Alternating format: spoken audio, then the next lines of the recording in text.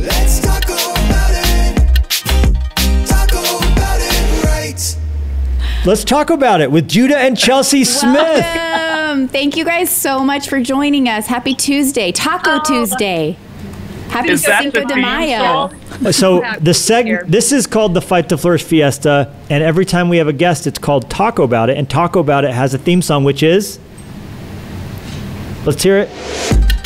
Let's taco about it. Taco about it right. That's the theme song. So great. So That's the theme song. we did not come prepared with robes like the Furtics did. That is okay. So we thought we would stage a fight. Oh, let's see it. Let's see it. Okay. Let's see the Next fight. level. We actually don't. I am sick and tired you of you not being sensitive to me. You're not sensitive to me. No. So we're gonna flourish now that we got Say it. that I'm right. You are right every once in a while. That's not true. Okay. I'm right all the time. You two are just the best. Oh And you my know what? It's gosh, not you even Marriage guys. Monday yet, but I feel like we could hear even some wisdom today on this Instagram Live from the Smiths. Seriously, Chelsea, your Marriage Mondays have been so amazing to me. I'm so thankful that you do that. I look forward to Marriage Monday every week. Oh, thank you for That's saying so that. nice of you to say. It's true. It's been fun. Well, I have been so encouraged. Your story, your journey, I can't even imagine Oh my word. the journey of losing a baby. And I'm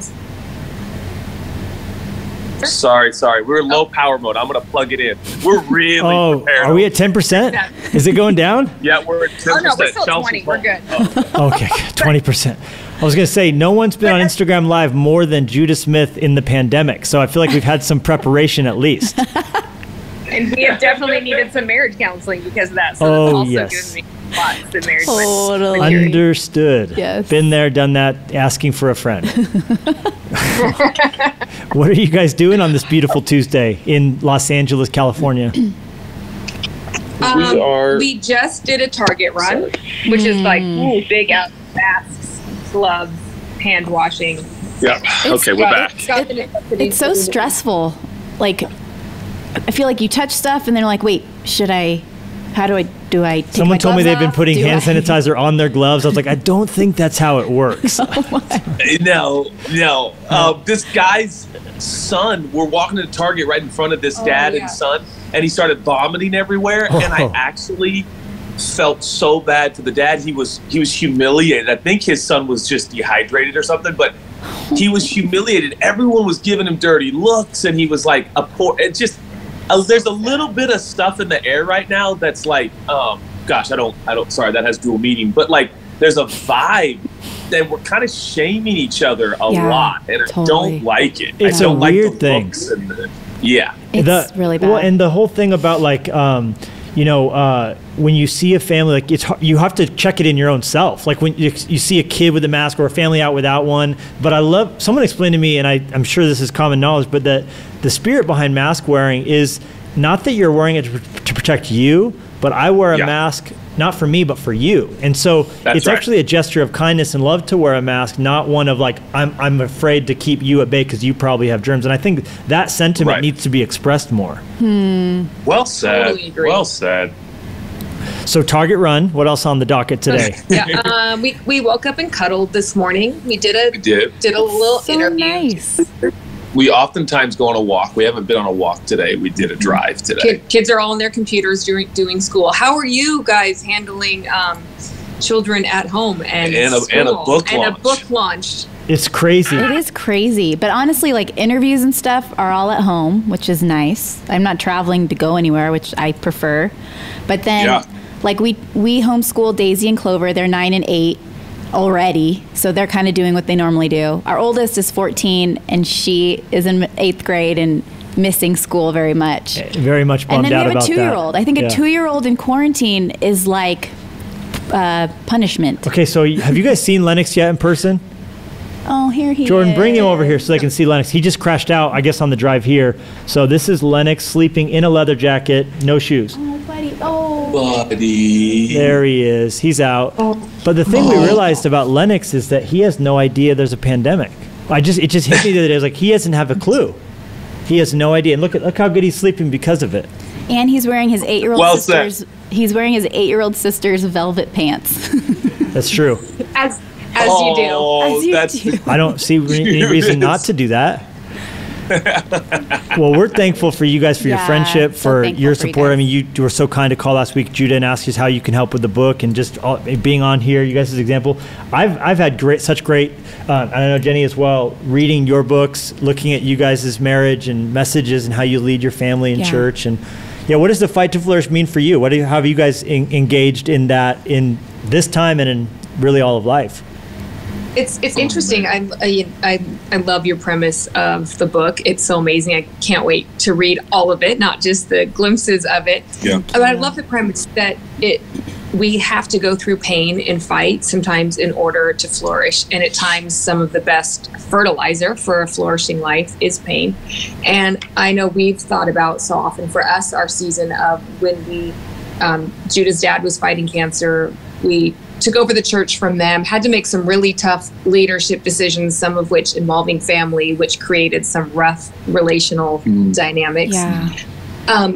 But we look back on that season and now we think we did hard things then. And so now everything that we've had to do leadership wise, we're like, it wasn't hard. Nothing's hard compared to what that season was for us. And so every time we've had to do anything hard, it's actually been easy effort. I mean, it's not easy, but we realized, okay, if we got through that season, we're going to get through this season. We're going to get through the next.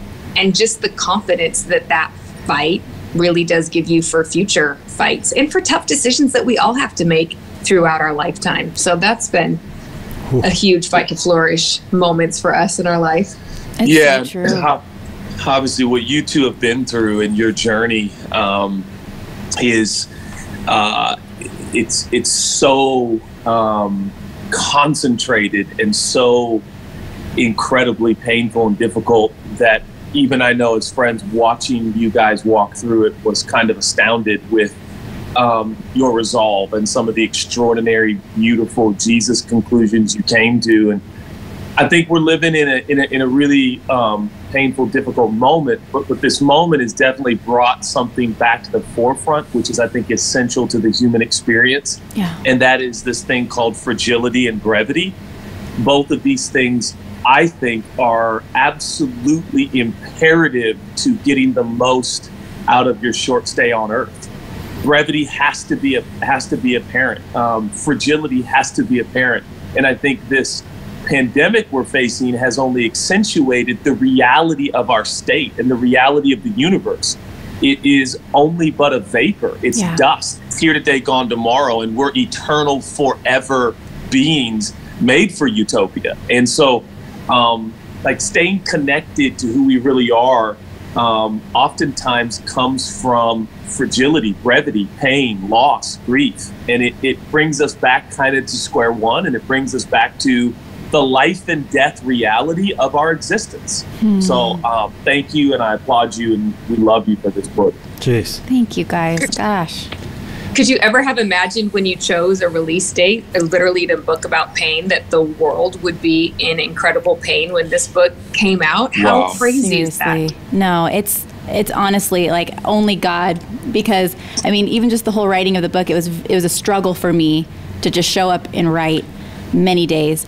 But yeah, I mean, in a day where we're all struggling worldwide, I'm just blown away by that. 70,000+ are grieving, families, and it's just, but then it gives such confidence to think, wow, God, knowing this was happening, among other things, deployed Jennie to begin writing this message, almost like he was preparing for those hurting who would read this, just the encouragement. And I think anytime we can go through hardship and use that to help other people, honestly, I remember some of your writings and ministry, Judah, as your father was going home, and that was before Lenya. So I feel like it's almost like a relay race, and we all are meant to have the baton and pass that baton on, and we know that we're not the first to struggle, and we won't be the last, and it can give us purpose in our pain. Yeah, that's so good. Jennie, can I ask you a question? Yes. And I don't mean to get too deep into the narrative and the story, and people need to pick up the book for sure. Could you articulate for me, for us, what was at your lowest moment, like in the depth of the valley that it was, and that at times I'm sure it still is? What was the beginning? What was the inkling? What was the crack in the darkness that began to shed light kind of in your soul and your brain? What was the thought? What was the sensation? What was the feeling that started to kind of turn the grief for you to an extent? Well, grief is so weird. I mean, as you know, grief is so weird and it catches you off guard. And I think initially there was so much hope and peace even right away, just knowing that God was with me and knowing that we weren't alone and that God's near to the brokenhearted. So it was almost like there was a supercharge of heaven and eternity, like right when she went to heaven. It was almost like, I mean, the veil of heaven was kind of like waving in the wind a little bit, and we just felt the nearness of heaven. And so I feel like even in those days, in a couple of years after, where we were like supercharged to just preach the gospel, do whatever we could to share God's love with people, like we almost went into hyperdrive. Almost to an unhealthy degree, but as a reaction, for sure, yeah. And so I feel like it kind of got us like charged to, hey, we don't know how much time we have left, so let's just tell people the gospel as hard as we can. And I feel like it was after those few years of intensity where for me it felt like I almost kind of went through the valley of like feeling far from God, like that silent treatment feeling where it's like, wait, I felt so good, and not good, but like I felt close to God. I felt like he was near. And then like this is a time where I almost feel like I'm in the valley, and this is really hard, feeling like I'm going through the motions, and I'm leading a church, and I'm married to a pastor and trying to lead my family, and I feel like I'm far from God. And I talk about that in my book a little bit, but I think those were some of the hardest moments. But obviously initially just the being at the hospital and standing there with Lenya, I think that's one of the most important breakthroughs she gives in the book that to me floored me when I read it. Was she did go through a really hard, as you know, in the early days you feel so much of God in the pain, and then you do come to a place like C.S. Lewis said where you've run out of tears, and then you have to still decide what you're going to do.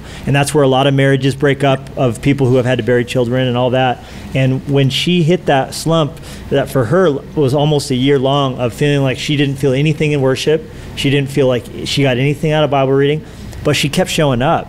And she turned that into a chapter called Silent Treatment, because God gave her the revelation that he was near, and that's why it was so quiet. He didn't have to shout because he was right there. And I think that breakthrough could be life-changing for so many people. When Judah's dad was, when he was passing away, the process, I know I lost my father-in-law, but it's so different than losing your dad. It was so easy for me to realize, okay, Judah's grieving, but I'm going to be in the support role here. I cannot imagine going through that level of grief in a marriage when you are both a mom and a dad grieving together equally. How did you guys do that? Yeah. It so blows me away. That's a great question, because you hear all the stories of when a child dies, the parents divorce, and I mean we have multiple friends who've gone through that, and it's very common, and I think what Levi likes to say is when you go through trials and struggles, it actually reveals the foundation. It doesn't like create one. So it was Jesus who said that. So Matthew 7. Yeah. You know what? I tried to say someone great said that. Yes, this Sunday at church, I was trying to say Judah said, and I said Jesus said. It's so confusing with both their names. It's a synonym, really. Judah, Jesus. Our names are Levi and Judah. We're pretty close to the Lord. We were born to be pastors and friends, is what that means. That's a fact. Jesus also is the Lion of the tribe of Judah who prevailed. So there's that. Sorry, you were answering. Wow. But it was hard, and I described one like fight that we have. The one by the tree in Newport Beach? Yes. Yeah. But words were said that had letters that were for. Oh, A little bit of cussing.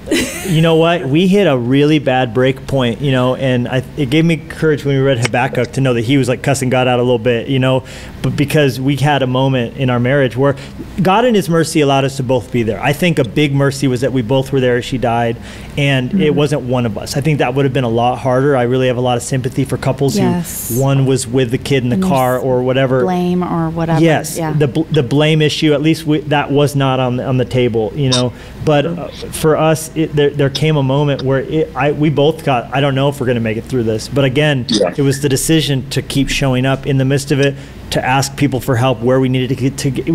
We're still in counseling, and what we went through was traumatic, and there was some PTSD and, some of that stuff because it came so unexpectedly that we didn't have that gradual ramp up to grief. It just was there. And so anyways, I think that as much as we've grown since then, I think we had a good foundation, and we kept Jesus. Like, I think we talked enough, and even just giving each other enough grace. Like, I feel like for the most part, we were on the same level of grief, but sometimes he would be doing great and I'd be bad. He'd be doing bad, I'd be doing great, until we would just try to give each other some space and grace. But yeah, I think one thing that we've even learned recently is that these hard things are just that battle at the end of the video game that you try to beat the monster, and then you can get to the next level. And so we've just been learning and realizing that we just need to talk through this, be vulnerable through this, figure it out, talk, and then that's actually the next level of intimacy and depth and strength in our marriage, which we've just found over and over again when we find tough stuff that come up. And so I don't know. I say God's good and kind and really helped us get through the hardest stuff.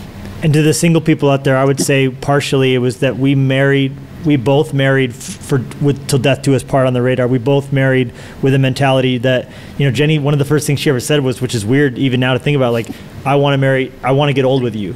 We got in it for not just the good, but the bad. We got in it not just for the wonderful, but the hard. And I think to the single people, someone who's hot now or someone who's just a good time on a Friday night, you want to marry someone who would be an honor to suffer with and to suffer alongside, and to have a cemetery in your mind or emergency room in your mind when you're getting into relationship and covenant together. I totally agree. And the reason I think this message is so imperative too is that you want to marry someone who's good in the valley, because most of life is lived there. Totally. I think we go on our first date, which frankly, typically, if it goes well, is kind of a mountaintop. It's you don't ever forget your first date. You don't ever forget, I remember when we finally went out, but that's not why you marry. You don't marry because you had a good mountaintop night. You marry because you find someone, like you said, Levi, who can live in the valley with you. Most of life is in the valley, and we're not talking about that. And Jennie, thank you for talking about that. Thank you for putting pen to paper and talking about, I think sometimes the rhetoric in our Western world and even some of our preaching is kind of from this premise that life can be lived on a mountaintop, life can be lived on a high, and yes, you can flourish.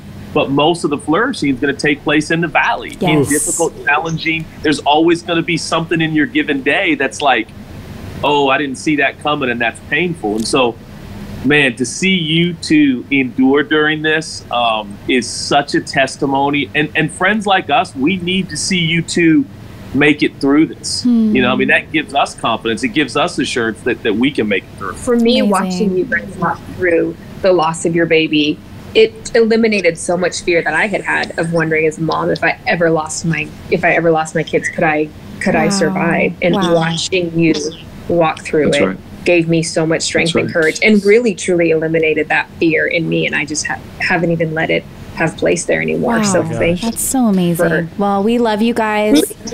So thankful for your example. The Churhome app for specifically the How's Your Soul book. It's a long conversation. When you spoke How's Your Soul at Fresh Life, Judah, that just really encouraged. I think about that message all the time, and your book. You guys have led the way in bringing the church to an online community and paved the way for so many of us who are following after, and your marriage and the Mondays and your lives, and you're beautiful people. You're easy on the eyes. Hey, we love you guys. Thanks for joining us. Thank you for having us. Yes, it thank means you for the letting world. us share. Have this a great day. Hey, are we getting tacos? Are you guys getting tacos today? We probably will. We'll definitely do chips and guac because that's my favorite meal in the whole wide world. He considers it a meal. That's the problem. That's my meal. Do you put lime juice on it? Cilantro? What's the secret to your when possible, with all of my heart, yes. And when possible, watch a screensaver with beautiful tropical waters. Okay. All right. You've heard it here. Thank you guys. We love Have you. the best day. Love you. Love you Happy guys. Tuesday. Hey, love you. Bye.